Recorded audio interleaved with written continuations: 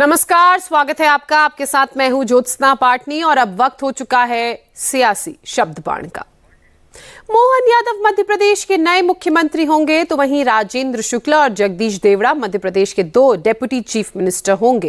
विधायक दल की मीटिंग में सर्वसम्मति से मोहन यादव को बीजेपी विधायक दल का नेता चुना गया। नेता चुने जाने के बाद मोहन यादव ने गवर्नर से मिलकर सरकार बनाने का दावा पेश कर दिया। मोहन यादव ने कहा कि उन्हें तो खुद भी यकीन नहीं था कि पार्टी उन्हें इतनी बड़ी जिम्मेदारी देगी। ये बीजेपी में ही संभव है। अब वो बड़े और अनुभवी नेताओं के मार्गदर्शन में मध्य प्रदेश को नई ऊंचाइयों तक ले जाने की कोशिश करेंगे। देखिए, भारतीय जनता पार्टी का ये तंत्र ही ऐसा है कि छोटे से कार्यकर्ता को बड़ी से बड़ी जवाबदारी देती और हम सब की ट्रेनिंग भी ऐसी होती कि इस आधार पर पार्टी जो काम दे दे उसको बहुत सहजता के साथ लेते हैं। मैं बाबा महाकाल की कृपा और माननीय यशस्वी प्रधानमंत्री नरेंद्र मोदी जी, माननीय गृह मंत्री अमित शाह जी, राष्ट्रीय अध्यक्ष माननीय नड्डा जी और हमारे यशस्वी मुख्यमंत्री माननीय शिवराज सिंह जी चौहान, हमारे सभी नेतृत्व का माननीय नरेंद्र सिंह जी, माननीय कैलाश जी विजयवर्गीय, माननीय प्रहलाद पटेल जी, राकेश सिंह जी, माननीय वीडी शर्मा जी, सभी के साथ हमने मिलकर के आज विधायक दल की बैठक में बैठे थे और आकस्मिक में तो सहजता से अपना पीछे की पंक्ति में बैठ करके अपना काम कर रहा था। अचानक वहाँ जो घोषणा की है मैं निश्चित रूप से सबका आभार भी मानता हूँ और ये भारतीय जनता पार्टी के साथ साथ पूरे प्रदेश की जनता, 8 करोड़ से ऊपर जनता है, उन सबके विश्वास पे भारतीय जनता पार्टी ने क्या प्राथमिकता रहेंगी सर आपकी? निश्चित रूप से विकास के काम को आगे बढ़ाना, यशस्वी प्रधानमंत्री के काम को आगे बढ़ाना। मोहन यादव इससे पहले शिवराज सरकार में उच्च शिक्षा मंत्री रहे। सीएम चुने जाने के बाद मोहन यादव ने कहा कि ऐसा सिर्फ बीजेपी में ही हो सकता है कि छोटे से छोटे कार्यकर्ता को इतनी बड़ी जिम्मेदारी के लिए चुना गया हो। केवल ये भाजपा ही है जो सामान्य से छोटे से कार्यकर्ताओं को भी इतनी बड़ी जवाबदारी देती है। यही हमारा अपना भाजपा का चरित्र है। भाजपा के इस नए दायित्व के मैं लिए हृदय से आभार भी मानता हूं और आप सबके विश्वास के साथ निश्चित रूप से जो विकास का कारवा बढ़ाया माननीय मुख्यमंत्री शिवराज सिंह जी चौहान ने और यशस्वी प्रधानमंत्री के नेतृत्व में, निश्चित रूप से हम इसको आगे बढ़ाएंगे। एक बार फिर मैं हमारे लिए जो स्लोगन था एमपी के मन में मोदी और मोदी के मन में एमपी, इस स्लोगन के आधार पर निश्चित रूप से उनके विकास के सपने को लेकर आगे चलेंगे। मैं एक बार फिर हृदय से माननीय यशस्वी प्रधानमंत्री, माननीय गृह मंत्री अमित जी, माननीय नड्डा जी, माननीय वीडी जी का आभार मानता हूँ, माननीय शिवराज सिंह जी का आभार मानता हूँ जिन्होंने मुझे बहुत बड़ी जवाबदारी दी। बीजेपी विधायक दल की मीटिंग और उसमें मोहन यादव का विधायक दल का नेता चुने जाने के बाद बीजेपी के सभी बड़े लीडर्स गवर्नर हाउस पहुंचे। यहां शिवराज सिंह चौहान ने पहले राज्यपाल को अपना इस्तीफा सौंपा और कुछ ही देर में मोहन यादव ने नई सरकार बनाने का दावा पेश कर दिया। गवर्नर हाउस से निकलने के बाद शिवराज सिंह चौहान ने भी मीडिया से बात की। हालांकि वो ज्यादा नहीं बोले, बस इतना ही कहा, नए मुख्यमंत्री मोहन यादव को शुभकामनाएं। बहुत बधाई। मध्य प्रदेश को नए मुख्यमंत्री मिल गया, उनको बहुत बधाई, उनका अभिनंदन। जहां तक राजस्थान की बात करें तो बीजेपी विधायक दल की मीटिंग आज शाम 4 बजे होने की उम्मीद है और यह भी उम्मीद है कि कुछ ही देर में मुख्यमंत्री के नाम पर फैसला हो जाएगा। नया मुख्यमंत्री कौन होगा ये पता चल जाएगा। अब ऐसे में दावा किया जा रहा है कि वसुंधरा राजे के रुख के कारण राजस्थान में दरअसल बात फंसी हुई है। वसुंधरा मुख्यमंत्री बनना चाहती हैं, क्योंकि जिस दिन से चुनावी नतीजे सामने आए हैं उसके बाद से ही वसुंधरा के सपोर्टर्स, विधायक उनसे मिलने के लिए पहुंच रहे हैं। राजस्थान बीजेपी के बड़े नेता और बीजेपी के राज्यसभा सांसद किरोड़ी लाल मीणा ने कहा कि अगर कोई ये सोचता है कि नरेंद्र मोदी प्रेशर में आ जाएंगे तो ये उनकी नादानी है। वसुंधरा जी भी पूरी तरह से पार्टी की समर्पित कार्यकर्ता रही है। 2 बार मुख्यमंत्री रहने के अलावा बड़े महत्वपूर्ण पदों पर रही है, तो अनुशासन प्रिय है, खुद अनुशासित है, ऐसा नहीं करेंगी शायद। मेरे यहाँ भी विधायक तो मिलने आ रहे हैं, 1 दर्जन से ज्यादा विधायक मेरे यहाँ मिलने आ चुके, तो आपस में मिलना जुलना ये विजय हो जाने के बाद चलता है। पार्टी की विजय हुई है तो नेताओं से आपस में मिलने जुलने का सिलसिला विधायकों का चल रहा है। मुझे लगता नहीं, जानकारी भी नहीं है कि वसुंधरा जी ने कोई बाड़ाबंदी की हो। क्या दबाव बना के क्या मुख्यमंत्री बन जाएगा कोई? मुझे तो नहीं लगता। दुनिया का सबसे बड़ा मजबूत व्यक्ति किसी दबाव के आगे झुक जाए, वो चीन के आगे भी नहीं झुके और पुलवामा में पाकिस्तान का भी इलाज कर डाला। तो मोदी जी का स्वभाव झुकने वाला नहीं है, पर जो भी बनना चाहता है अपनी वास्तविकता प्रधानमंत्री जी को, शीर्ष नेतृत्व को बता दे तो उचित रहेगा। लेकिन राजस्थान असेंबली में अब तक विपक्ष के नेता रहे राजेंद्र राठौर ने थोड़ी कड़ी बात कही। राजेंद्र राठौर ने कहा कि चुनाव मोदी के नाम और मोदी के काम पर लड़ा गया। अगर कोई ये सोचता है कि वोट उसके नाम पर मिला तो ये उसकी नासमझी है। कोई किसी जब हम वोट लेते हैं दुनिया के लोकप्रिय नेता नरेंद्र मोदी जी के नाम से, उनकी सरकार के गरीब कल्याण के नाम से, वो चेहरा ही हमारा सबसे बड़ा चेहरा है, तो उसके बाद भी कोई व्यक्ति ये सोचे कि मेरे चेहरे से किसी को मत मिले, ये मुगालते में जरूर रह सकता है, पर ये सच्चाई नहीं। राजनीतिक गहमा गहमी के बीच सुप्रीम कोर्ट ने एक ऐतिहासिक फैसला सुनाया। सुप्रीम कोर्ट की कॉन्स्टिट्यूशन बेंच ने एक मत से फैसला दिया कि जम्मू कश्मीर का स्पेशल स्टेटस खत्म करना, संविधान के अनुच्छेद 370 को हटाने का केंद्र सरकार का फैसला बिल्कुल सही था, संवैधानिक था। लेकिन नेशनल कॉन्फ्रेंस के उमर अब्दुल्ला और पीडीपी की महबूबा मुफ्ती इस फैसले से सहमत नहीं है। पीडीपी ने फैसला किया है कि सुप्रीम कोर्ट के फैसले के बाद विरोध के तौर पर एक हफ्ते तक कोई पॉलिटिकल एक्टिविटीज नहीं करेंगी।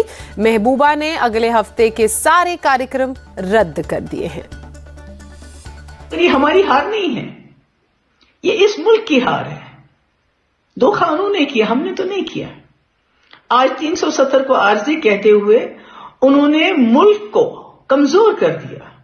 उन्होंने जम्मू कश्मीर में उन ताकतों को मजबूत किया जो बार बार कहती थी कि जम्मू कश्मीर का मुल्क के साथ इल्हाक आर्जी है।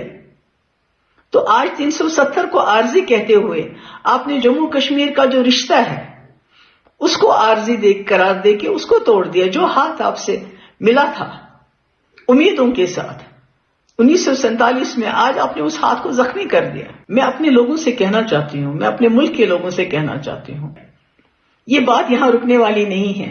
जो शुरुआत जम्मू कश्मीर से हुई है वो पूरे मुल्क में फैलेगी। जो हमारा संविधान है, बड़ा संविधान है, जो तिरंगा है, जिसके नीचे आजादी की लड़ाई लड़ी गई और जीती गई, इसको भी आपसे छीनने में जरा देर नहीं लगाएंगे ये लोग। मगर उस वक्त हम आपकी तरह जश्न नहीं मनाएंगे, बल्कि दुआ करेंगे कि आप भी हिम्मत और हौसले के साथ इनका मुकाबला करो।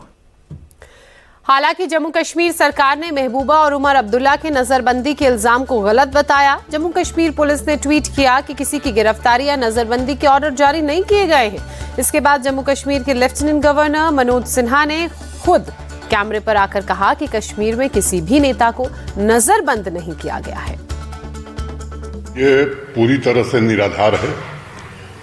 पूरे जम्मू कश्मीर में न ही किसी को हाउस अरेस्ट किया गया है, न ही किसी की गिरफ्तारी की गई, और ये भ्रामक अफवाह फैलाने की कोशिश है।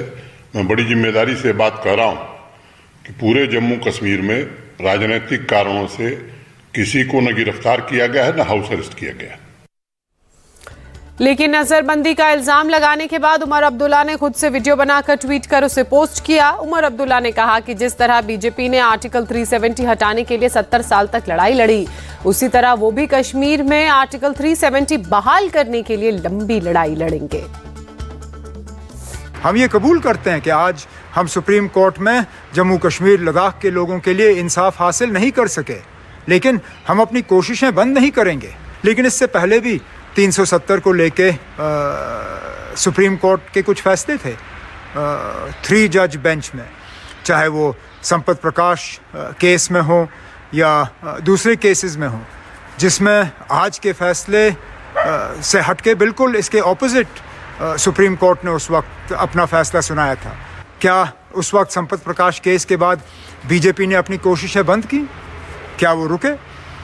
जिस चीज़ को हासिल करने के लिए उनको शायद अब 70 साल से ज़्यादा लगे, 1950 में उनकी कोशिशें शुरू हुई 370 को कमज़ोर और उसके बाद ख़त्म करने के लिए। आखिरकार आज वो कुछ हद तक इसमें कामयाब हुए, लेकिन जहाँ अदालत में उनके हक़ में फ़ैसले नहीं हुए, वहाँ उन्होंने अपनी सियासी कोशिशें जारी रखी पुरअमन तरीके से। आइन, कानून, इन चीज़ों का साथ लेके हम भी इसी तरह सियासी तौर जद्दोजहद करेंगे, इस उम्मीद के साथ चलिए आज नहीं, आगे जाके कहीं मुल्क में ऐसे हालात पैदा होंगे कि हम अपनी खोई हुई जो पहचान है, जो इज्जत है, जो सारा कुछ 5 अगस्त 2019 को हमसे लिया गया, हम इसको वापस हासिल कर सकेंगे। जम्मू कश्मीर डेमोक्रेटिक प्रोग्रेसिव आजाद पार्टी के नेता और जम्मू कश्मीर के पूर्व सीएम गुलाम नबी आजाद ने भी सुप्रीम कोर्ट के फैसले पर नाखुशी जताई। गुलाम नबी आजाद ने कहा कि देश की सबसे बड़ी अदालत का ये फैसला जम्मू कश्मीर में किसी को भी पसंद नहीं आया। इससे जम्मू और कश्मीर के लोगों का बहुत नुकसान होगा, उनकी रोजी रोटी छिन जाएगी। उससे मेरे ख्याल में जम्मू कश्मीर के सभी लोग, चाहे वो कश्मीर के हों या जम्मू सूबा के, वो खुश नहीं है। इससे हमारी स्टेट की इकानमी को बहुत नुकसान होगा, ज़मीनें महंगी हो जाएंगी, पूरे हिंदुस्तान के लोग जम्मू और श्रीनगर आएंगे। हमारी यहाँ कोई बड़ी इंडस्ट्रियाँ नहीं है कि जिसमें हज़ारों या लाखों लोग काम करें। हमारी सबसे बड़ी इंडस्ट्री है टूरिज़्म, और वो लिमिटेड लोगों के लिए है। हमारी सबसे बड़ी इंडस्ट्री जम्मू कश्मीर की है नौकरी, सरकारी नौकरी, और उसमें भी अब और बहुत कम नौकरियां होती, जाहिर स्टेट बहुत छोटी है, अब उसमें पूरे मुल्क के 130 करोड़ जो आबादी हमारे में वो अप्लाई कर सकते हैं हर महकमे के लिए। तो हमारे जो नौजवान बच्चे हैं या बच्चियां हैं पढ़ी लिखी, वो और बेकारी हमारी बढ़ेगी, कई गुना और ज़्यादा बढ़े। हालांकि जम्मू कश्मीर रियासत के पूर्व महाराजा कर्ण सिंह ने सुप्रीम कोर्ट के फैसले का विरोध करने वालों से कहा कि सिर्फ विरोध के लिए विरोध करना ठीक नहीं है। डॉक्टर कर्ण सिंह ने कहा कि जम्मू कश्मीर की जनता ये सच्चाई स्वीकार कर ले कि उसका स्पेशल स्टेटस हमेशा के लिए खत्म हो गया है। अब आर्टिकल 370 वापस नहीं आने वाला। मुझे पता है कि जम्मू कश्मीर के कुछ लोगों को ये निर्णय अच्छा नहीं लगेगा, लेकिन मेरी उनसे राय है, उनके हमदर्द होने के नाते, क्योंकि मैं भी तो जम्मू कश्मीर का ही हूँ। हमारा सारा अगर राज्य उभरा तो जम्मू कश्मीर की वजह से उभरा। तो उनसे मेरी प्रार्थना है कि अब वो इसको स्वीकार कर लें। अब कोई विरोध करने का लाभ नहीं है। अब वो राजनीति के लिए तैयार हो जाए। जब चुनाव हो तो चुनाव डट के लड़े, तो अपनी शक्ति जो है वो चुनाव में लगाएं, बजाय इसके कि इसके विरोधात्मक कार्यक्रम करें। दूसरी दो बातें बड़ी अच्छी सुप्रीम कोर्ट ने कही। मैं तो चंद्रचूड़ जी को, सुप्रीम कोर्ट को बधाई देता हूँ।